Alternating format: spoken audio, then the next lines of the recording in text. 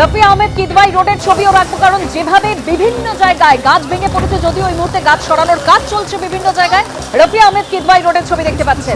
এখনো পর্যন্ত খবর 25 জায়গায় গাছ ভেঙে পড়েছে।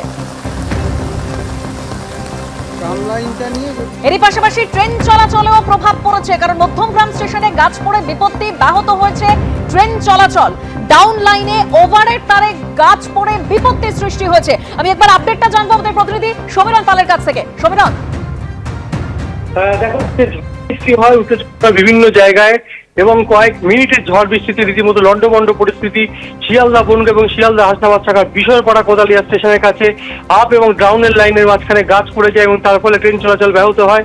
তার পাশাপাশি মধ্যমগ্রাম স্টেশনে ডাউন লাইনের উপর একটি গাছ পড়ে যায় এবং তারপরে 3 নম্বর লাইনে একটি ট্রেন দাঁড়িয়েছিল, সেই লাইনের উপর একটি গাছ পড়ে যায়, ট্রেনটি দাঁড়িয়ে রয়েছে এবং আপ ও ডাউন লাইনে ট্রেন চলাচল শুরু হলেও ট্রেন চলাচল বিঘ্নিত হচ্ছে এবং বিভিন্ন স্টেশনে, শহরতলির বিভিন্ন স্টেশনে ট্রেন দাঁড়িয়ে রয়েছে।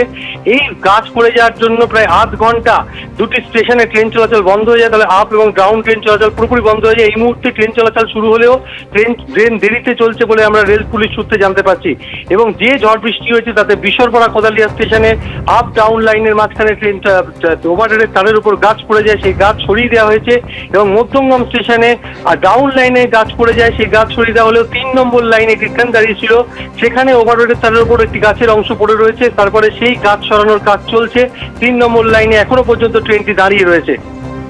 ধন্যবাদ সমীরণ। অর্থাৎ বিভিন্ন লাইনে যেভাবে গাছ পড়েছে সেখান থেকে গাছ সরানোর কাজ এই মুহূর্তে চলছে। তবে একবার লেক টাউনে আপনাদের নিয়ে যাব সরাসরি। আমাদের প্রতিনিধি সেখানে ব্রতদেব ভট্টাচার্য রয়েছেন। তবে তার আগে ছবিটা আপনার সামনে রাখি, যে মেসির মূর্তি যেটা ভাঙার সিদ্ধান্ত নিয়েছে প্রশাসন, কারণ তীব্র হাওয়ায় এই মূর্তি দুলছে।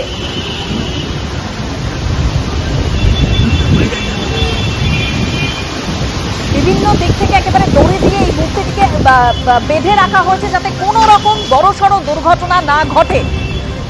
লেক টাউনের ছবি দেখতে পাচ্ছেন, যেভাবে তীব্র ঝোড়ো হওয়া, তার জন্য এইভাবেই মেসির মূর্তি দুলছে।